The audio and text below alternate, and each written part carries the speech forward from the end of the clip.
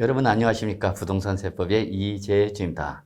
여러분 이제 우리 이번 시간부터는요. 부동산을 보유하는 단계에서 부과되는 대표적인 지방세인 재산세와 그리고 국세에서의 종합부동산세와 관련된 내용을 좀 살펴보도록 하겠습니다. 자, 일단 여러분 우리 재산세는 부동산을 뭐하는 단계에서 여러분 보유하는 단계에서 부과되는 대표적인 지방세가 바로 재산세다라고 시작합니다. 자, 오늘 현재 여러분 우리 국세는 14가지가 있고요. 지방세는 11가지가 있습니다. 자, 여러분이나 저나 우리 납세무자 입장에서 세금을 가능하면 납부하고자 한다, 회피하고자 한다. 회피하고자 하는 거죠. 근데 여러분 저는 한번 세금을 낸다면 내고 싶은 세금이 있다면 바로 요 재산세와 종합부동산세는 내고 싶어요. 이 재산세나 종합부동산세를 많이 낸다고 해서 그만큼 재산이 많다는 얘기죠. 자, 여러분 우리 상속세, 증여세 함께 제가 개인적으로 내고 싶은 바로 재산세와 종합부동산세 한번 우리가 기본적인 내용 좀 확인해 보도록 하겠습니다. 자, 일단 여러분 우리 재산세로 보면 여러분 재산세는 뭐예요? 라고 하면 여러분 토지나 건축물 또는 주택 여러분 여기 한번 확인해 주실까요? 토지, 건축물, 주택 이렇게 밑줄 좀 쳐주시고요. 적으세요. 뭐라 적냐면 여러분 부동산이라고 꼭 적으셔야 됩니다. 즉 보유세에서 말하는 부동산은요. 보유세에서 말하는 부동산은 바로 토지 그리고 건축물 그리고 별도로 주택을 구분한다는 것이 보유세의 부동산의 가장 중요한 특징이에요. 무슨 말이냐면 우리가 취득세라든지 양도소득세 같은 경우는 여러분 일단은 우리 토지 그다음에 건축물 또는 건물이라고도 하죠. 이렇게 크게 두 가지로 구분합니다. 주택을 별도로 구분하지 않는 것이 기본적인 입장인데 보유세로 놓으면 보유세는 항상 요 일반적인 토지 건축물 외에 뭐를 바로 주택을 별개의 부동산으로 구분한다는 걸 좀 꼭 좀 기억해 두시기 바라겠습니다. 자, 그 다음에 여러분, 우리 여기 선박과 항공기 있죠. 여러분, 여기 선박과 항공기는 부동산이 아니라 뭐죠, 여러분? 동산이죠. 그렇습니다, 여러분. 동산 중에서 재산세 과세 대상이 되면서 딱 두 가지밖에 없어요. 바로 뭐다, 여러분? 선박과 항공기죠, 여러분. 그럼 우리가 대표적인 동산으로서 우리 재산에 해당하는 게 바로 뭐가 있죠? 그렇죠. 바로 자동차죠, 자동차. 근데 자동차를 보유할 때는 여러분 아시다시피 자동차 보유에서는 자동차세로 납부를 하기 때문에 이 재산세 과세 대상에는 자동차가 빠져 있다는 걸 좀 기억해 주시기 바랍니다. 특히 시험에서는 여러분 우리 재산세 과세 대상인 재산의 범위와 취득세 과세 대상의 범위를 구분하는 문제가 과거에 한번 나온 적이 있습니다. 그래서 여러분 조금 공부를 하시고 난다면 취득세 과세 대상과 재산세 과세 대상을 구분해서 정리하는 것도 효과적인 방법이 아닐까 생각합니다. 자, 이러한 재산세에서 말하는 재산은 여러분 부동산인 토지, 건축물, 주택 그리고 선박, 항공기라는 이 동산을 바로 뭐 하는 거죠? 재산이라 한다고 보시면 되겠고요. 이 재산을 뭐 하는 거죠? 여러분 동그라미 소유죠. 그래서 재산세는 무슨 세니까 보유세이기 때문에 이러한 재산을 뭐 할 때는 소유할 때 그 누구한테 그 소유자 이자가 바로 뭐가 되는 거죠? 납세 의무자가 되죠. 이자에게 매년 계속적 반복적으로 부과하는 지방세를 우리 뭐라 한다면 재산세를 한다는 것을 꼭 좀 기억해 주셔야 합니다. 그래서 우리 재산세에서 성격을 보시면 여러분 재산세의 가장 중요한 특징은 여러분 얘는 무슨 세다 여러분 보유세다는 걸 꼭 기억하셔야 합니다.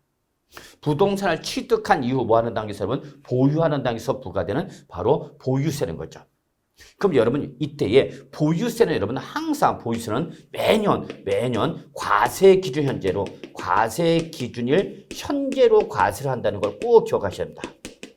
다시 한번요. 이거 아주 중요한 내용입니다, 여러분. 그래서 모든 보유세는 항상 어느 현재는 과세 기준. 그래서 여러분 요 보유세에서만 나온 새로운 시간적 기준이 바로 뭐냐면 과세 기준입니다.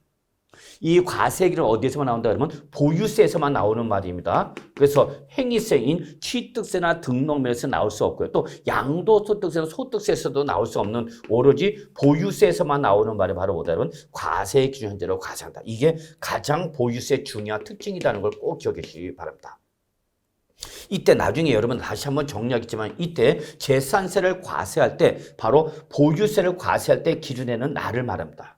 이거는 매년 여러분 우리 6월 1일로 됐습니다. 매년 6월 1일 현재로 되어 있다는 걸 꼭 기억해야 합니다. 매년 6월 1일 현재로 과세한다는 걸 꼭 기억해 주시기 바랍니다. 그래서 요 매년 6월 1일 과세기를 하고 이 6월 1일 현재의 과세는 현재에 매년 얘는 계속적이고 반복적이고 계속적 반복적 그리고 날짜가 더 정해져 있는 여러분보다 정기적 과세를 한다. 이게 바로 보유세 특징입니다. 그러니까 보유세는 한 번 과세를 하고 끝나는 것이 아니라 매년 계속적 반복적 날짜가 딱 정해져. 무슨 과세냐면 정기적 과세죠. 이 정기적인 과세를 하기 위해서 보유세에서는 어떤 날이 규정됐다면 과세 기준 현재로 규정되었다는 걸 여러분이 꼭 좀 기억해 주시기 바랍니다. 아시겠죠? 그래서 보유세는 항상 어느 현재로 과세한다? 과세 기준 현재로 과세를 하면서 얘는 한 번 과세가 끝난다? 아니, 매년 계속해서 반복해서 정기적인 과세로 이루어진다. 이게 바로 보유세의 가장 중요한 특징이 되겠습니다. 아시겠죠? 이때 여러분 우리 재산세는 역시 대물세가 되기 때문에 기본적으로 대물세 또는 물세라고도 합니다. 그럼 여러분 요거는 꼭 아셔야 돼요. 우리 세법에서 대물세 또는 물세 그러면 여러분 이때는 항상 여러분 얘들은 과세 물권별 즉 보유세의 과세 물권은 재산이고 재산별로 무슨 과세하는 거죠 여러분? 개별 과세한다. 개별 과세한다. 꼭 기억하셔야 돼요. 그래서 개별 과세라고 이때 개별 과세 때는 기본적으로 무슨 세를 적용한다 여러분? 비례세율을 적용하는 것을 원칙으로 합니다. 제가 굳이 원칙으로 한다는 것은 여러분 예외가 있다라는 거죠. 여러분 그 예외는 나중에 좀 보시고요. 일단은 원칙적으로 재산세를 과세할 때 여러분 재산별로 어떻게 한다 여러분? 개별 과세한다. 그리고 그에 대해서 적는 세는 어떤 세를 했다 여러분? 비례세를 적용한다. 이것이 바로 기본적인 특징이 되겠습니다. 그러면 이때에 이렇게 재산세는 재산별로 개별 과세하면서 비례세를 적용한다. 여기 써져 있네 뭐라 했냐면 예외적으로. 이때 여기는 좀 오타가 발생한다. 여러분 별자는 좀 지워주시고요. 여러분 뭐다 이런 대인세죠. 이 별자는 좀 지워주세요. 오타가 됐습니다. 여러분. 그래서 얘는 대인세죠. 즉 원칙은 재산별로 개별 과세하는데 예외적으로 납세 의무자인 소유자별로 뭐 한다 그러면 합산 과세하는 예외가 있답니다. 그리고 여러분 이러한 합산 과세를 할 때 항상 어떤 세를 적용한다면 누진세를 적용한다는 것을 꼭 기억해야 합니다. 합산 과세할 때 항상 어떤 세를 적용한다면 누진세입니다, 여러분. 그래서 이렇게 정리해 두셔야 되면 개별 과세 그러면 항상 어떤 말이 나오고 여러분 비례세율이 나오는 거고요. 합산 과세를 하면 이때는 무슨 세율이 나온다면 누진세율이 나온다는 걸 꼭 좀 기억해 두셔야 합니다. 짝꿍이야 짝꿍. 개별 과세 그러면 항상 무슨 세율이 나오고 비례세율이 나오는 것이 원칙이고요. 소유자별 합산 과세 그러면 이때는 뭐 누진세율로 과세한다는 걸 꼭 좀 기억해 주시기 바랍니다. 아시겠죠? 잘 안 되죠? 자, 이렇게 해봅시다, 여러분. 여러분, 갑이라는 사람이 여러분, 자, 이렇게 크게 A 부동산, 그 다음에 B 부동산, 그 다음에 C 부동산, 요 세 개를 갖고 있어요. 요 세 가지를 갖고 있습니다. 자, 갑의 명의로 A 부동산, B 부동산, C 부동산 이렇게 몇 개 갖고 있다 그러면 세 개를 갖고 있다 봅시다, 여러분.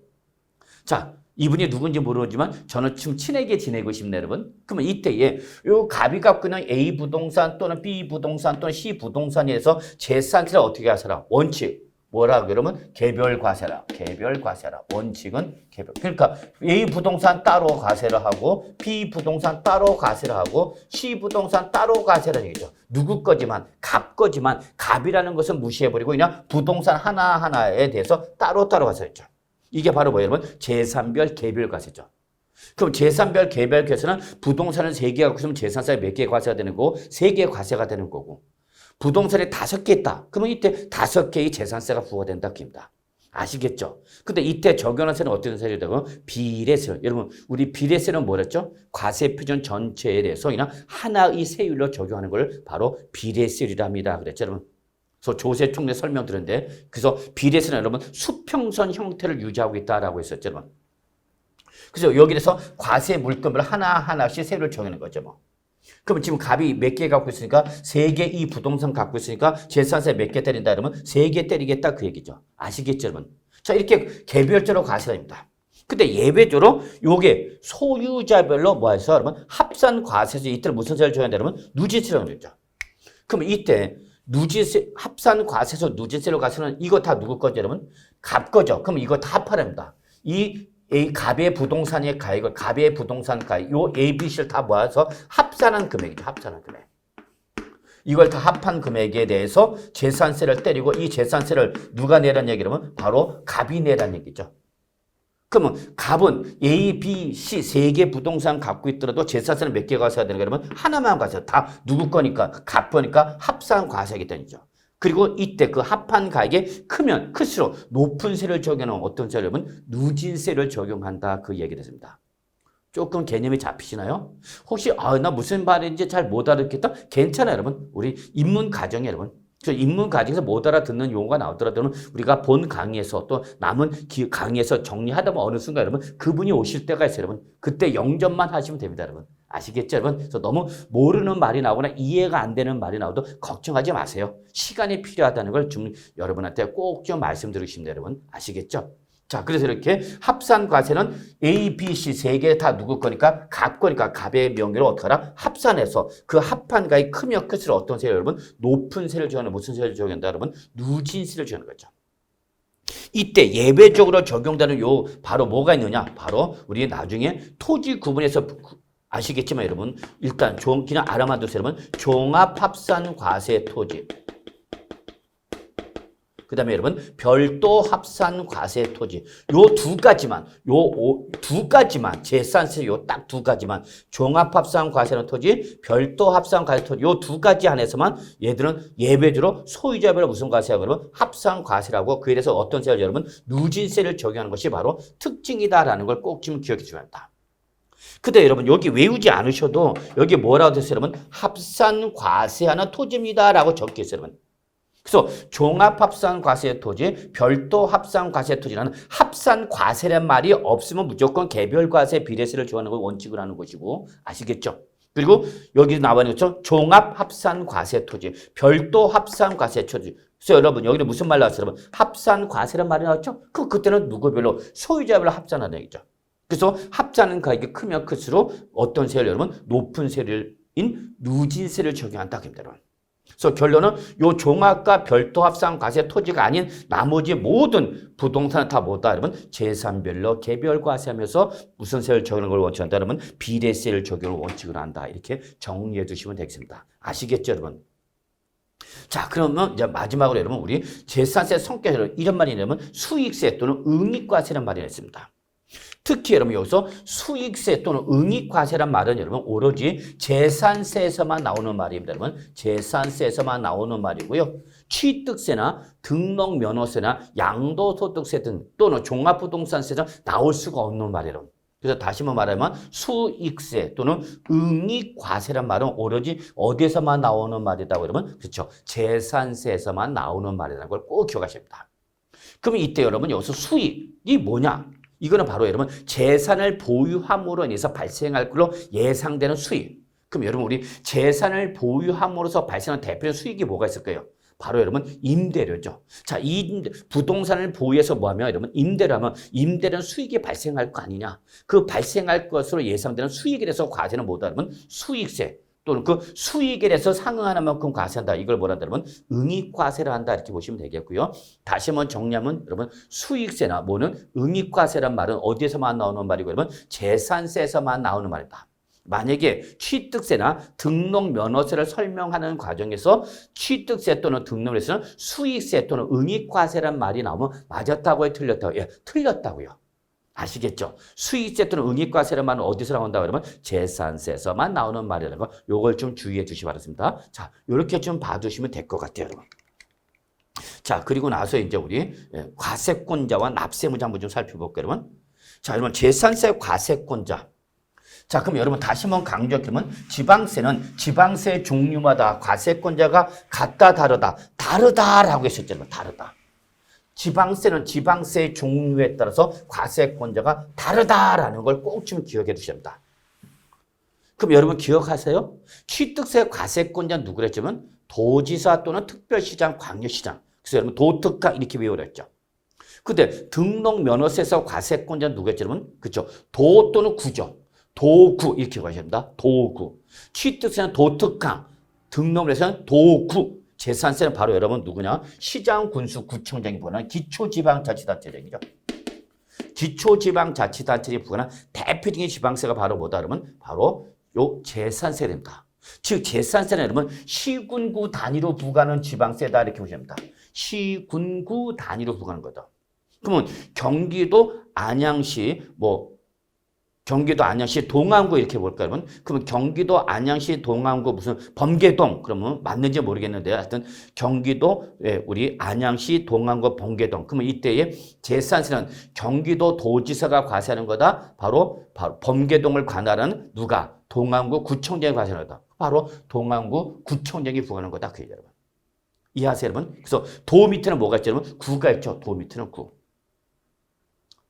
자. 도 밑에 시군이 있는 거죠. 그래서 안양시장이죠, 그러면. 그래서 여러분, 죄송합니다. 경기도 안양시죠, 여러분. 제가 잠깐 경기도 안양시 동안구 범계동 이렇게 예를 들어볼게요, 여러분.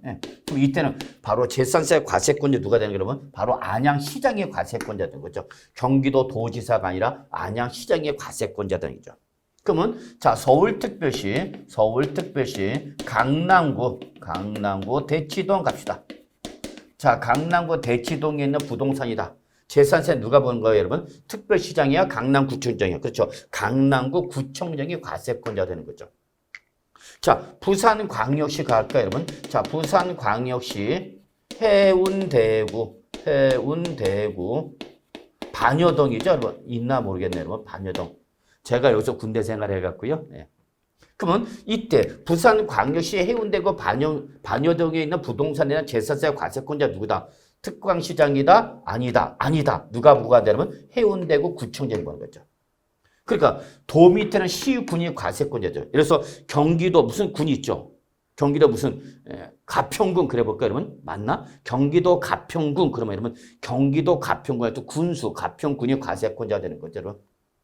그래서 이렇게 재산세는 여러분 누가 부과한다면 시장, 군수, 구청장이 부과하는 거다. 꼭 기억하셔야 돼요, 여러분. 그래서 재산세는 무슨 단위로 과세한다면 시군구 단위죠.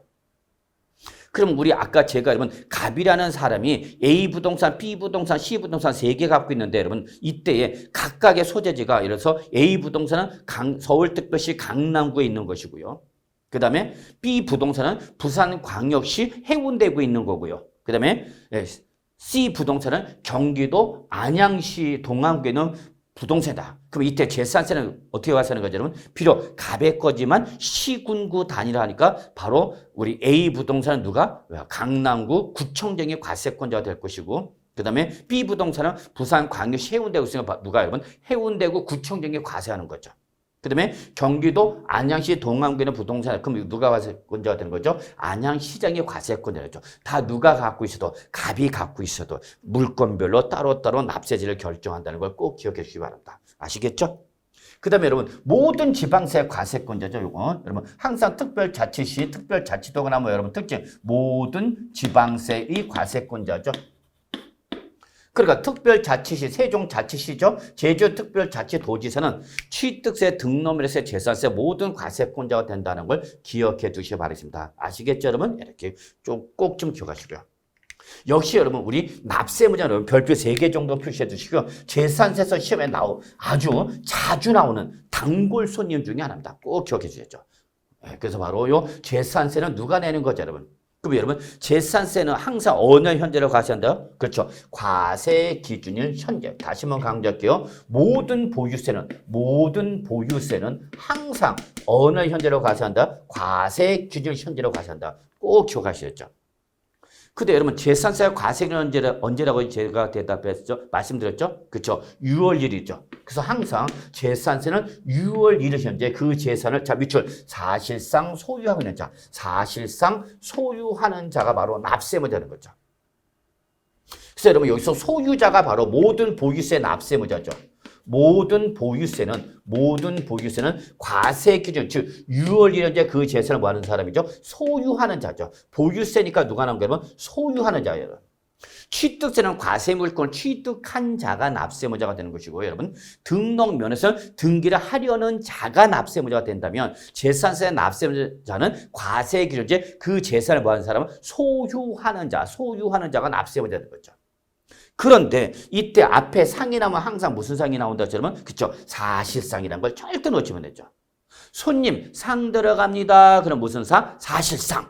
그런데 사실상이 확인이 안 돼요라는 예외 조건이 나오면 그때는 어쩔 수 없죠. 어디로 가라는 얘기라면 그쵸 공보상으로 가라는 얘기죠. 그래서 여러분 항상 세법은 실질 과세 원칙에 따라서 상 나왔다. 그럼 무슨 상이 나와야 되고 그러면 사실상. 사실상의 확인이 안 돼요. 그때 올라가는 거면 공부상. 이 상의 순서를 꼭 좀 지켜주시기 바랍니다. 아시겠죠? 그러면 다시 한번 정리하면 재산세 납세의무자 누구예요? 라고 물으면 어느 날 현재 6월 1일 현재 그 재산을 뭐 하는 사람? 사실상 소유하는 자가 납세 의무자가 되는 거다라는 걸 꼭 좀 기억해 주시기 바랍니다. 아시겠죠, 여러분? 예. 근데 예외적으로 공부상의 소유자가 매매 등의 사유로 소유권이 어떻게 되냐면 변동됐어. 소유권이 변동됐다. 즉 매매로 인해서 소유권이 갑으로부터 을한테 넘어갔답니다. 근데 문제는 여러분 이 매수자인 누가? 을이. 만약에 6월 1일 현재 아직 등기를 안 하고 있으면 어떻게 할 거냐는 얘기죠, 여러분. 자, 여기 볼까요, 여러분? 재산세를 며칠째로 과세한다 그러면 6월 1일이죠. 그래서 항상 6월 1일을 바로 재산세 과세하는 기준되는 날이 되는 거죠. 그러면 이날 현재 6월 1일 현재 그 재산을 뭐 하는 사람이 사실상 소유하는 자가 바로 뭐가 되는 거예요, 여러분? 납세의무자가 되는 거죠. 아시겠죠? 절대 놓치면 안 되면 사실상 소유자. 어느 날 현재 6월 1일 현재. 그런데 만약에 여러분 이렇게 연도 중에 5월 28일자로 갑으로부터 을한테 매매가 되고 요 날에 바로 뭐냐 여러분? 요 5월 28일에 요 매매 때는 어떤 날이에요, 여러분? 잔금 지급일이다 합시다, 여러분. 그러면 여러분 우리 세법을 공부하지 않았다 하더라도 우리가 부동산을 매매하면 언제? 바로 잔금이 지급됨으로써 매도자는 소유권을 넘겨줄 것이고 매수자는 바로 잔금을 지급하면서 동시 쌍방 의무 이행이 되는 거죠. 이런 건 여러분 매매라는 법률적 성격 민법 등에서 잘 배우셨을 거 아니에요. 그래서 결국은 여러분이 알고 있는 상식으로서 부동산은 잔금을 지급함으로써 소유권을 넘겨받으면서 사실상 이제 소유하게 되는 거죠. 그래서 바로 요 잔금 지급이 언제 했다 여러분? 5월 28일자입니다. 그러면 결국은 이 부동산은 갑으로부터 을한테 며칠자로 그렇죠. 바로 며칠자로 여러분? 바로 5월 28일자로 갑으로부터 을한테 넘어갔다는 얘기죠. 을의 명의로 넘어온 시점이 언제라는 얘기야? 바로 5월 28일자가 되는 거죠. 그러면 6월 1일 현재 바로 누가? 을이 이 6월 1일 현재 이 재산이 뭐가 되는 거죠? 사실상 소유되는 거죠. 바로 을이 납세의무자가 되는 거죠. 아시겠죠, 여러분? 여기까지? 그래서 결국은 5월 28일자로 을이 소유권을 넘겨받았으니까 6월 1일의 소유자 누굴 것이고 을일 것이고 을이 바로 사실상의 소유자가 돼서 바로 을이 재산세 납세의무자가 되는 거다. 그입니다, 여러분. 아시겠죠, 여러분? 여기까지. 그런데 문제는 이 6월 1일자로 사실상의 소유는 을인데 을이 만약에 이때까지 등기를 안 했답니다. 을이 이때까지 6월 1일까지 뭘 안 하고 있어요, 여러분? 등기를 안 했답니다. 을도 만만치 않죠. 결국 이 매매는 갑이 잘한 것임을 알 수 있죠. 어차피 내가 올해 매도할 계획이라면 6월 1일 전에 매도함으로써 올해 재산세 내겠다 안 내겠다? 안 내겠다는 의도로 팔아버린 거죠. 6월 1일 전에. 그런데 을도 만만치 않죠. 그래서 6월 1일 현재 뭘 안 하고 버티는 거죠? 등기를 안 하고 있는 거죠. 그러면 등기를 안 하면 어떤 일이 발생하죠? 사실상의 소유는 누구죠? 여러분? 을이죠. 그런데 이때에 등기를 안 했으니까 공부상으로는 누가 되는 거죠, 여러분? 공부상으로는 즉 등기부는 계속해서 전 소유자 누구 명으로 되는 거예요, 여러분? 바로 갑의 명으로 됐겠죠. 그러면 이로로 인해서 6월 1일 현재 사실상의 소유는 누군데, 여러분? 을인데 바로 을이죠, 여러분. 을인데 을이 뭐를 안 하고 있으니까 등기를 안 하고 있으니까 이때에 6월 1일 현재 등기부는 누구 명으로 되어 있다, 여러분? 갑의 명으로 되는 거죠.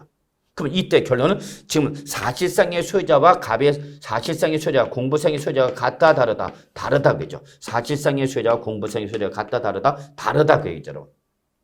그럼 이럴 때 잘못하면 갑이 억울하죠. 갑은 이미 5월 28일자로 매도를 해버렸는데도 불구하고 을이 뭐를 안 하고 등기를 안 하면서 버티고 있다는 얘기죠. 그럼 이럴 때에 바로 공부상의 소유자인 갑은 6월 15일까지 즉 과세 6월 1일부터 며칠 이내 15일 이내에 이거 사실상의 소유자가 누구다? 을이다라는 거를 과세관청에 신고하라는 얘기죠. 사실상의 소유자가 누구다? 을이다라고 뭐 하라는 얘기냐면 신고를 하라는 얘기죠. 그래서 신고를 했다. 6월 15일까지 사실상의 소유자가 누구다라고 갑이 신고를 한 거죠. 그러면 이때는 사실상 소유자가 누가라면 바로 을이 바로 납세의무자가 되는 거죠.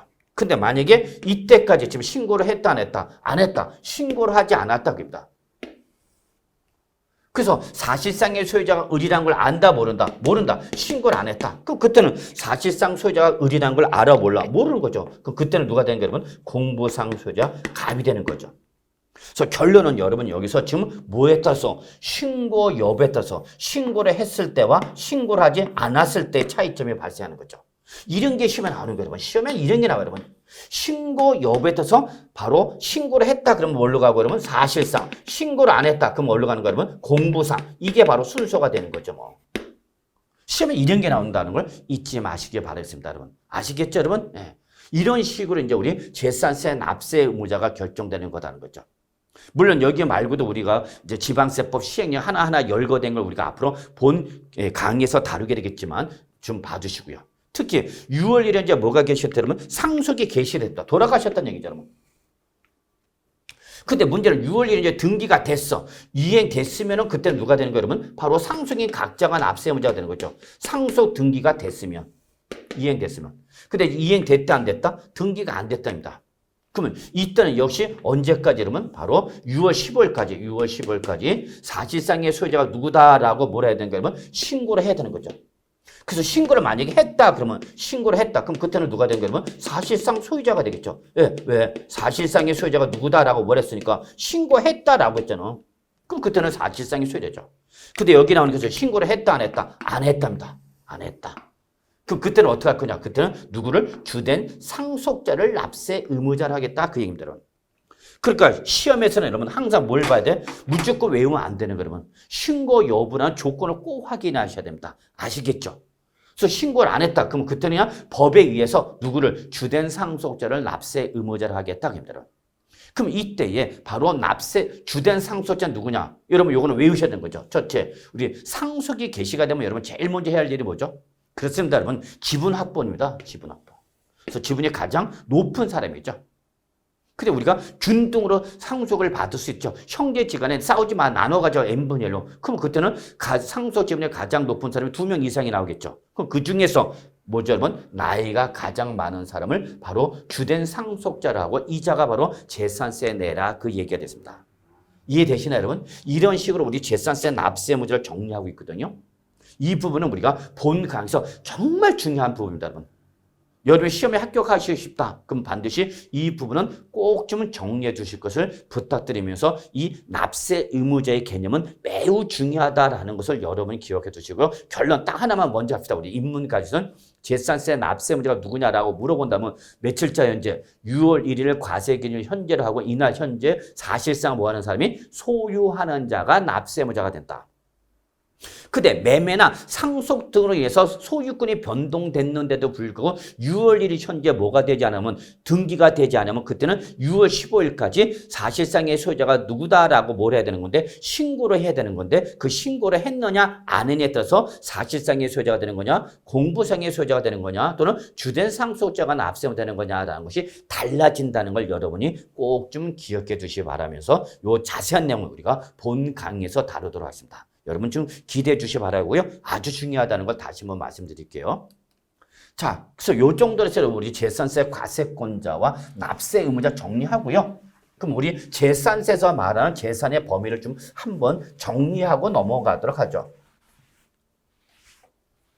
자, 그 재산세 과세 대상 여러분 뭐 시험에 나올 가능성은 적어요. 별표 하나 정도만 표시하면 되겠어요, 여러분. 그러면 이때 재산세 과세 대상은 뭐를 말하는 거예요? 여러분? 재산을 말하는 거죠. 뭐 하는 재산? 소유하는 재산이죠, 뭐. 이때 소유하는 재산은 여러분 크게 부동산과 선박항공기 이렇게 두 가지로 구분하는 거죠. 그래서 선박과 항공기는 여러분 아시다시피 부동산이 아니라 뭐죠, 여러분? 선박이죠. 그래서 동산 중에서 양도소득세, 죄송합니다. 재산세 과세 대상이 되는 건 뭐예요, 여러분? 선박과 항공기밖에 없다라는 거 좀 봐주시고요. 그러면 보유세에서 말한 부동산 제가 이미 앞에서 말씀드린 것처럼 일반적인 토지, 건축물 그리고 별도로 뭐를 구분한다면 주택을 별도로 구분한다는 걸 꼭 기억해 줍니다. 그래서 요 토지는 뭘로 과세하고 그러면 토지분 재산세를 과세하고요. 건축물일 때는 뭘로? 건물분 또는 건축물분 재산세. 근데 건축물 축자를 꼭 누라는 분도 계시는데 여러분 크게 신경 쓰지 마세요, 여러분. 건축물분 재산세나 건물분 재산세 여러분 뭐 큰 의미상의 차이는 없으니까 여러분 그냥 편의상 건물분 재산세를 저는 하겠습니다. 어떤 분은 건축 축자가 빠졌으니까 뭐 어떻게 틀렸다 이런 분도 계시는데 여러분 그건 전혀 쓰잘데없는 소리고요, 여러분 그냥 건물분 재산세 이렇게 보시면 됩니다. 근데 주택이죠, 여러분 주택. 이때 주택은 별도로 그러면 주택분 재산세로 과세하게 됩니다. 요걸 꼭 기억하셔야 돼요. 그래서 결론은 부동산의 종류에 따라서 토지는 뭘로 과세하고 여러분? 토지분 재산세로 과세하고요. 그 다음에 상가 사무실 등일 때는 그 건축물을 뭘로 과세하고 여러분? 건물분 재산세로 과세하고요. 자, 주택은 별개로 구분하죠, 여러분. 그래서 주택일 때는 주택 건물과 토지에 대해서 뭘로 과세한다면 주택분 재산세로 과세를 한다는 걸 꼭 기억하십니다. 그러면 왜 보유세에서는 주택을 별도로 구분했냐면 여러분 바로 이것은 재산세를 과세할 때 일반적인 건축물과 토지는 별개로 구분해서 바로 요 건축물만 건물분 재산세라고 과세하고 토지는 뭐예요? 구분하여 토지와 건축물을 뭐예요? 구분하는 거죠. 구분해서 토지만 뭘로 때리고 토지분 재산세, 건축물은 건물분 재산세로 과세한다. 그 얘기가 되어 있습니다. 그런데 이게 뭐라면 주택이라면 이때는 주택 건물과 부속 토지를 통합 구분하지 않고 포함하여 무슨 과세한다면 통합 과세한다. 이게 바로 주택분 재산세, 즉 재산세에서 또 보유세에서 주택이라는 과세 방식의 가장 중요한 특징입니다. 다시 한번 강조할게요, 여러분. 자, 요걸 그림을 한번 통해서 봅시다. 요걸 볼까요, 여러분? 그림 보시기 바랍니다. 자, 보세요. 자, 여기 상가 건물과 토지가 있죠, 여러분. 그럼 이때 재산세를 과세할 때는 이 상가 건축물과 토지를 별개로 구분합니다. 별개로. 건축물과 토지를 별도로 구분해서 건축물만 뭘로 때리고 여러분 건물분 재산세로 때리는 것이고 토지는 건물과 구분해서 뭘로 과세하려면 토지분 재산세로 과세를 합니다. 그럼 내가 상가 건물과 토지를 갖고 있으면 건물분 재산세 따로 토지분 재산세 따로 이렇게 두 개가 나온다는 얘기입니다, 여러분. 아시겠죠? 그래서 결국은 우리 재산세는 토지, 건축물 구분해서 과세하는 거죠. 무슨 과세 여러분? 구분과세. 그래서 1년에 재산세 몇 번 내야 돼요, 여러분? 2번 내는 게 원칙이다. 2번 내죠. 뭐? 토지분 따로, 건물분 따로. 2개로 나눠서 내라고 이러. 그런데 이때 이 주택 건물과 토지가 주택이다. 일반 상가 건물이 아니라 주택이다. 그랬죠, 여러분. 그럼 이때 주택 건물과 부속 토지는 특징 별개로 구분하는 것이 아니라 뭐야, 여러분? 통합하여. 무슨 과세한다, 여러분? 일괄 과세하는 거죠, 일괄. 그래서 여러분, 이때는 상가 건물과 토지를 구분하고 안 하고 통합해서 무슨 과세하는 건 일괄세. 그래서 주택분 재산세 하나로 과세하는 거죠. 그러니까 주택은 건물과 토지를 구분하고 안 하고 그냥 통합해서. 그래서 우리 정부는 이 주택의 건물과 토지는 별개다 하나다라고 합니다. 주택, 건물과 토지는 별개의 물건이 아니라 하나의 경제적 일체의 단위로 보는 거죠. 그래서 주택, 건물과 토지를 바로 하나의 물건으로 봐서 통합과세해서 주택, 건물을 물론 뭐까지 토지까지 포함해서 뭘로 과세한다면 주택분 재산세로 과세를 한다. 그 얘기가 되겠습니다. 아시겠죠, 여러분? 이게 바로 우리 재산세 과세 방식의 가장 중요한 차이점이라는 걸 꼭 좀 기억해 두시기 바랍니다. 다시 한번 정리하면 상가 건물과 토지가 있다. 그러면 상가 건물은 뭘로? 건물분 재산세. 그 밑에는 토지는 구분해서 뭘로 과세하라 그러면 토지분 재산세로 과세하라 그입니다. 그런데 이게 뭐냐면 주택과 그 밑에 있는 토지일 때는 이때는 주택 건물과 토지를 봐요. 통합하여 뭘로 대린다? 주택분 재산세로 과세한다는 걸 여러분이 꼭 좀 기억해 두시기 바랍니다. 아시겠죠, 여러분? 그러면 이때에 여기서 우리가 잠깐 보시면 자 토지분 재산세 과세 대상인 토지가 뭐냐 그냥 가볍게 누르만 보세요. 사실상의 모든 토지를 말하는 거다. 다만 이때 이 토지분 재산세 과세 대상은 주택 부속 토지를 포함한 거다 제외한 거다? 제외했다는 거야. 그럼 왜 주택 부속 토지를 왜 제외하냐? 이걸로 주택 건물과 함께 뭘로 때리기 때문에 주택분 재산세로 과세하기 때문에 이 토지분 재산세 과세 대상에 주택 부속 토지를 포함한 거다 제외한 거다? 제외한 거다라는 것만 좀 기억해 주시기 바랍니다. 그러면 건물분 재산세 과세 대상이 건축물은 뭐로 하냐? 역시 취득세 과세했던 건축물과 그 시설물 등을 말하는데 이때 물론 이 건축물은 주택 건물을 포함한가 제외된가? 제외하죠. 주택은 따로 나와 그럽니다. 주택은 따로 나와서 주택 건물과 토지를 포함해서 통합하여 뭘로 과세한다 그러면 바로 주택분 재산세로 과세한다 그 얘기가 됩니다. 다만 이때 재산세 과세 대상인 주택법상 주택은 뭐를 말하냐? 이건 여러분이 글자들어 주택법 공법 시간에 배울 겁니다. 그래서 결론은 재산세 과세 대상인 주택은 뭐를 말한다? 주택법에서 말하는 주택을 말한다 라고 정의 일단 내려두시기 바랍니다. 그럼 자세한 내용은 여러분 어디서 배우신다고요? 주택법에서 배우실 겁니다. 근데 우리 주택법 제2조에 보면요. 용어에 대한 정의가 나오는데 이때 주택법에서 말한 주택이 뭐냐라고 나와 있습니다. 이때 나중에 자세한 내용은 주택법에서 배우시겠지만 일단 제가 먼저 말씀드리면 주택법에서 말하는 주택은 세대의 세대원이 장기간 독립된 주거 생활을 영위할 수 있는 구조로 된 건축물과 그 부속 토지를 말하며 단독주택과 공동주택으로 구분한다라고 규정됐습니다. 즉 주택법에서 말한 주택은 바로 주거 생활을 영위할 수 있는 구조로만 되어 있으면 우리는 뭐로 본다? 주택으로 본다. 이게 바로 주택법상 주택이고요. 이렇게 주택법상 주택이 우리 재산세 과세 대상이 주택입니다. 이렇게 정리해 두시면 되겠습니다. 아시겠죠, 여러분? 자세한 내용은 우리가 또 본 강의에서 다룰 테니까 너무 걱정하지 마시고요. 자, 그래서 여러분 다시 한번 말하자면 여러분 이 그림을 통해서 우리 재산세 과세 방식을 반드시 정리해 두시기 바랍니다. 아시겠죠, 여러분? 예. 자, 그러면 일단 여러분 우리가 재산세에서 토지와 건축물을 별개로 구분해서 토지는 토지분 재산세로 과세하고 건축물은 뭘로? 건물분 재산세로 과세합니다. 그랬죠, 여러분? 근데 이때 여러분 이 토지분 재산세 과세 대상이란 토지는 바로 토지의 이용 정도에 따라서 이 토지의 이용 정도에 따라서 여러분 크게 세 가지를 구분합니다. 첫째, 분리과세 토지가 있고요, 여러분. 두 번째가 바로 별도 합산 과세 토지가 있고요. 그다음에 세 번째가 바로 뭐였다 그러면 종합 합산 과세 토지 이렇게 세 가지로 합니다. 이건 꼭 기억하십니다. 별표 세 개 되게 중요합니다. 그래서 토지분 재산세 과세 대상의 토지는 크게 몇 가지로 구분한다 그러면 세 가지. 첫째 뭐죠? 분리 과세 토지. 두 번째가 뭐냐면 별도 합산 과세 토지죠. 세 번째가 바로 뭐죠? 종합 합산 과세 토지가 되죠. 그래서 분리, 별도, 종합 이렇게 세 가지로 구분해서 과세를 합니다. 그 굳이 토지분 재산세라고 이렇게 분리, 별도, 종합으로 구분해서 과세하는 것은 과세 방식과 적용하는 세율이 달라지기 때문에 그렇습니다. 자, 일단 여러분 우리가 첫 번째 분리과세 토지는 얘는 분리과세인데 분리라는 것은 여러분 어디서 끄집어낸 걸 말하는 거죠. 즉 여기서 어디서 분리한 거냐? 바로 요 합산과세라는 토지에서 구분해서 따로 나오랍니다. 합산과세 토지에서 분리해서 따로 과세합니다. 그래서 이 분리과세 토지의 특징이 뭐냐면 토지별로 무슨 과세한다면 개별 과세한다는 게 바로 분리과세 토지의 특징입니다. 근데 우리 재산세는 원칙은 무슨 과세라면 개별 과세가 원칙이라 했지만 재산별 개별 과세가 원칙이죠. 이때 이 분리과세 대상 토지와 구분되는 게 바로 뭐가 있냐면 별도 합산과세 토지와 종합합산과세 토지가 있는 거죠. 이때 요 합산과세 토지는 여러분 글자 그대로 누구별로? 소유자별이죠. 소유자별. 여기는 개별과세가 있는 소유자별 과세하는 거죠. 그런데 이때 재산세는 누가 부과한다죠, 여러분? 그렇죠. 시장, 군수, 구청장이 부과한다죠. 따라서 누구별로? 시군구별로. 동일한 시군구 안에 있는 거를 누구별로? 소유자별로 합산해서 과세하는 거죠.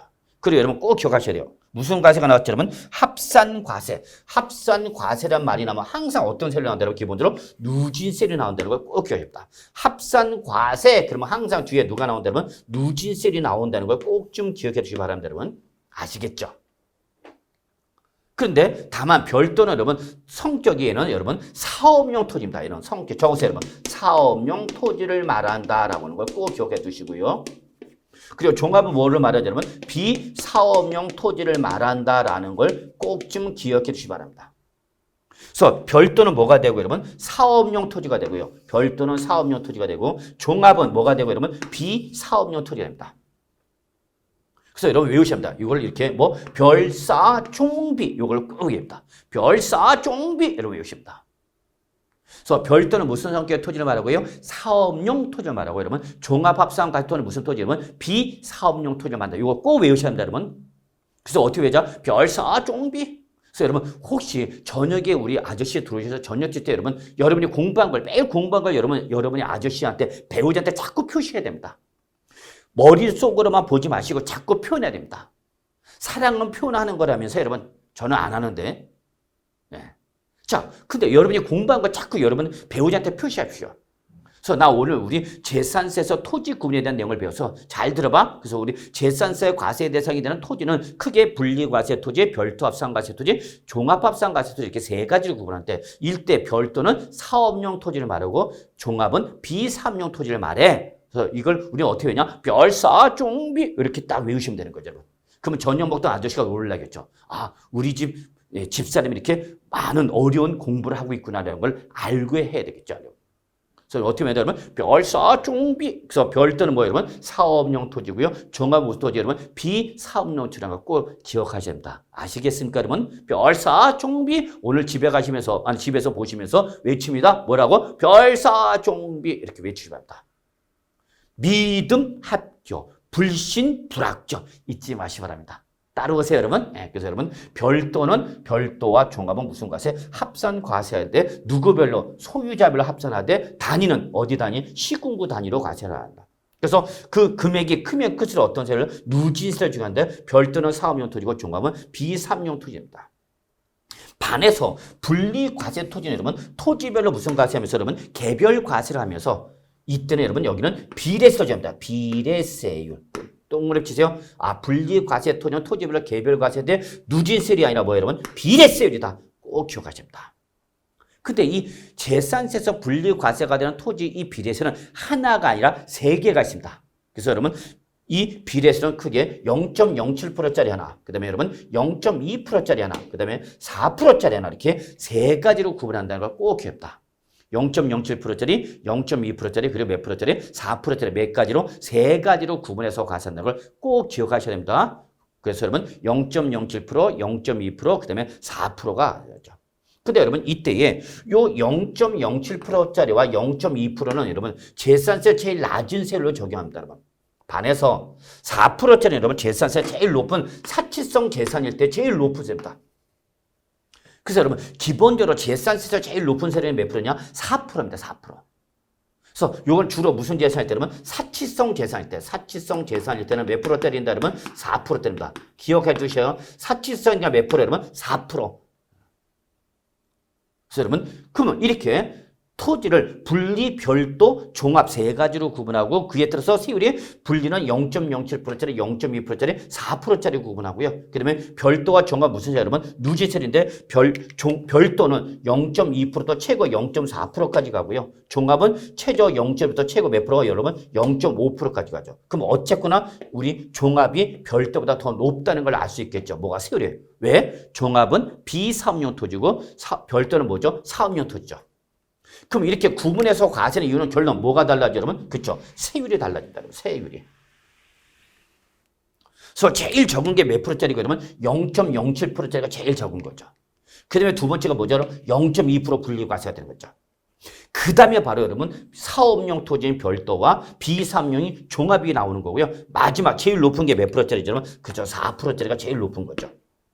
그러니까 분리과세 토지는 여러분 제일 낮을 수도 있지만 분리과세 토지는 제일 낮을 수도 있지만 제일 낮은 세율을 적용할 수도 있지만 제일 어떤 세율 여러분 높은 세율로 분리과세가 적용되기도 한다죠. 그래서 분리는 낮을 수도 있지만 제일 높을 수도 있다라는 것이 바로 분리과세 토지의 특징이라는 걸 기억했습니다.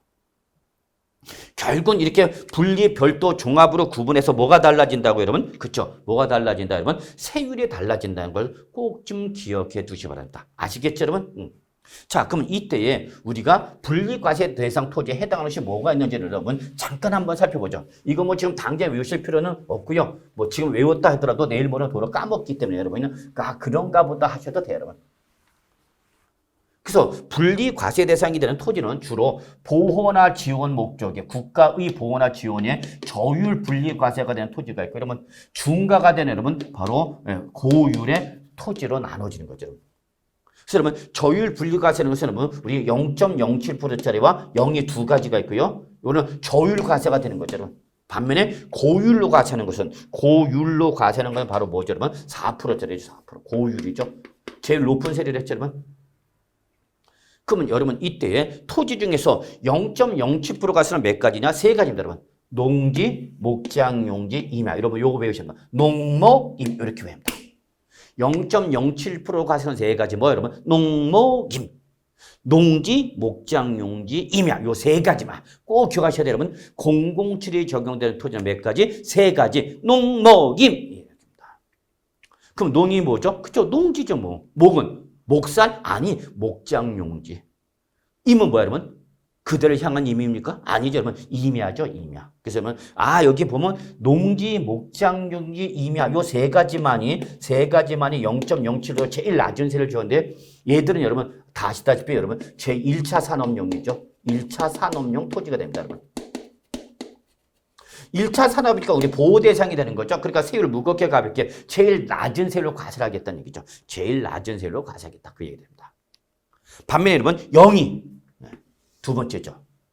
여러분 이때 0이는 어디 다녀? 여러분 공장이 다닌다 이렇게 외십니다. 공장이 어디 다녀? 공장이 누가 다녀? 0이. 그 다음에 이 0.2%는 공장 용지 말고도 공인 목적 성격을 띠고 있는 이러한 토지가 0.2%의 저율 분리 과세가 되는 거다 하는 거죠. 그럼 이게 아니면 여러분 뭐죠? 여러분 4%죠. 4%는 딱 두 가지 여러분. 뭐죠? 여러분 바로 골프장과 고급 오락장의 토지. 꼬로! 이렇게 외웁니다, 여러분.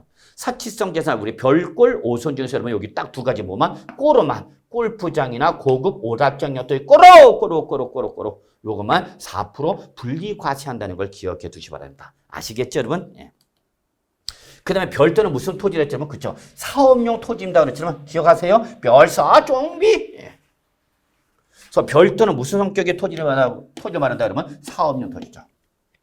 이때 특히 상가나 사무실 등 예, 또는 공장이 아닌 주택과 공장이 아닌 이러한 일반 영업용 건축물 나오면 그때는 여러분 그 건축물의 바닥 면적에다 배율을 곱해서 이 내부만 별도로 가고 여러분 하여튼 따져서 기준 면적을 따져서 여러분 뭐가 나면 초과분이 나면 여러분 꼭 기억하셔야 돼요. 초과분이나 무조건 어디로 간다면 종합으로 간다는 것을 꼭 좀 기억해 주시기 바랍니다. 그 다음에 이런 거 말고도 여러분 그 업종의 특성상 대규모 토지를 필요한 업종의 토지가 있습니다. 여러분 그러한 사업용 토지도 여러분 역시 별도로 가는 거고요. 나중에 이거는 본 강의에서 자세히 좀 살펴보도록 하겠습니다. 자, 우리 마지막에 이제 뭐죠, 여러분? 종합합산 과세 토지죠. 종합합산 과세 토지 여러분 무슨 토지 여러분? 비사업용 토지를 말합니다. 그랬죠? 비사업용 토지. 그래서 요 비사업용 토지는 종합은 여러분 지금까지 했던 분리와 우리 별도가 아니면 분리와 별도가 아니면 나머지 쉘이 뭐라고 얼른 뭐라고 하니까 여러분 종합으로 몰고 가는 거죠, 여러분. 그래서 이때 이 종합합산 과세 토지의 대부분은 무슨 토지라고 여러분? 그렇죠? 비사업용 토지 성격을 갖고 있다는 겁니다. 비사업 토지. 그 비사업용 토지의 대표가 바로 여러분 일단은 목장 용지나 공장 용지나 영업용 건축물 부속 토지로서 여러분 일단 여러분 뭐가 나면 기준 면적 초과분 나면 여러분 무조건 종합. 기준 면적 초과분 나면 무조건 뭐 종합 잊지 마시기 바랍니다. 그다음에 여러분 잘 아시는 지상 건축물이 없는 토지 뭐죠 여러분? 나대지죠. 네. 바로 나대지가 전형적인 비사업용 토지죠. 그래서 양도소득세를 우리 비사업용 토지로 분류가 되는 것 중에 대표가 바로 나대지죠. 또는 건축법상 건축 허가를 받았는데 허가를 받지 않거나 또는 사용 승인을 받았는데 사용 승인 없이 이러한 불법적인 건축물이죠. 여러분 이거 다 불법 건축물이죠. 그럴 때에 그 공장용 건축물이라든지 여러분 주택 모두 포함해서 여러분 공장이나 주택이 불법 건축물이다. 그럼 다 여기에 포함해갖고 그때의 그 부속 토지는 어디로 간다? 여러분 종합으로 간다는 걸 꼭 기억해야 됩니다. 무허가 주택이다. 여러분 예를 들어서 무허가 주택이다. 그럼 이때는 무허가 주택일 때는 주택에서 제외합니다. 주택에서 제외하여 이때는 건물분 재산세와 토지분 재산세로 구분해서 과세를 하되 바로 요때 요 토지는 바로 종합합산 과세가 되는 거다. 그 얘기가 됐습니다. 여러분 자세한 내용은 또 본강에서 다루기로 하고요. 그 다음에 여러분 이러한 왜 4번 갈대밭 채썰점 비행장에 뭐가 있죠? 여러분 잡종지 이름도 더럽죠. 여러분 잡종지 갈대밭 채썰점 비행장에 뭐 여러분 잡종지죠. 여러분. 자, 그 다음에 5번 건축물 시가 표준액이 바로 토지 시가 표준액의 몇 프로 여러분? 2%에 미달하죠. 건축물 가액이 건축물 시가 표준액이 토지 가액 2%에 미달하면서 그 건축물 바닥 면적을 자 동을 치세요. 바닥 면적을 받은 토지 제외한 토지가 종합이 되고 여러분 요 건축물 바닥 면적에 해당한 토지는 여러분 요거는 어디로 가냐? 별도로 가는 겁니다, 여러분. 그리고 요거를 제외한 토지가 뭐가 안 된다, 여러분? 요게 종합이 되는 거다라는 것을 여러분이 꼭 좀 기억해 두시기 바랍니다. 자, 그래서 여러분 이번 시간의 강의는 여기까지 하도록 하겠습니다. 여러분 수고하셨습니다.